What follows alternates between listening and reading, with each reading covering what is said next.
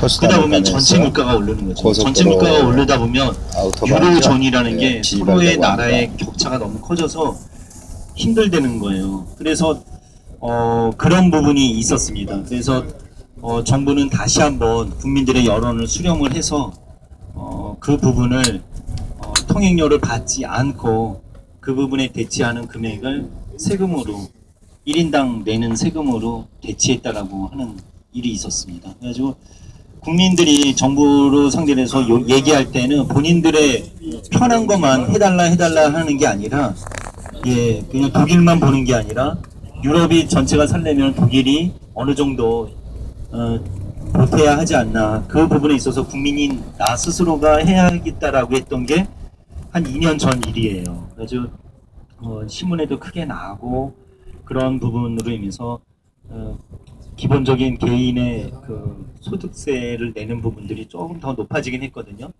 예, 그런 부분이 있었고, 또 한편으로는요, 반대인 경우도 있었어요. 국민들의 여론을 앙겔라 메르켈 총리가 나서서 변론을 하면서 국회의 뜻, 정부의 뜻으로 돌아간 경우도 있습니다. 그 한 예가 뭐냐면은 켈른 지역에서 조금 더 올라가면 뮌스터라고 있습니다. 뮌스터라는 도시에 독일이요, 5년 전에 프랑스 핵 폐기물을 수입을 했어요. 예. 그러니까 핵 실험을 하고 난 그 잔재들 있잖아요. 폐기물이요. 그거를 독일이 수입해서 뮌스터에다가 매장하기로 한 거예요. 매립하는 거죠. 근데 그 부분이 국회에서는 통과됐는데 그게 차후에 나중에 실제로 그게 육로로 뮌스터까지 가는 길에 있어서 환경보호단체나 많은 보호단체들이 그걸 알고서 반대 시위를 했습니다. 그리고 경찰들은 그 시위를 해산시키고요.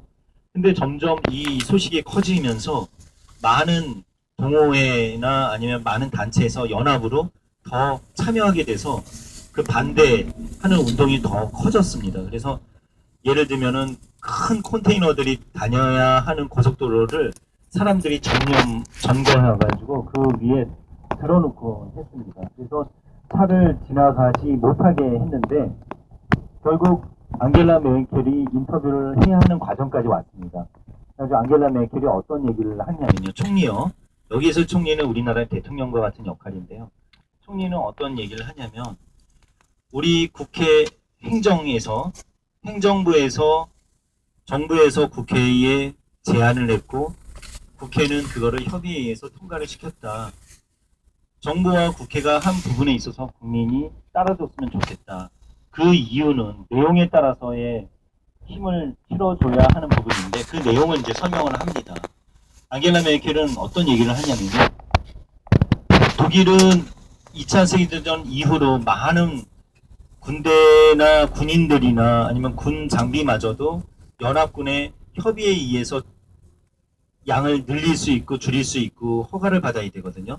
근데 프랑스는 그렇지 않습니다. 프랑스는 자체의 힘으로 핵 발전소도 만들 수 있고 핵 무기도 만들고 그렇게 해왔습니다. 그래서 앙겔라 메르켈이 하는 말은 프랑스는 핵 무기를 만들고 있고 핵 발전소도 가지고 있지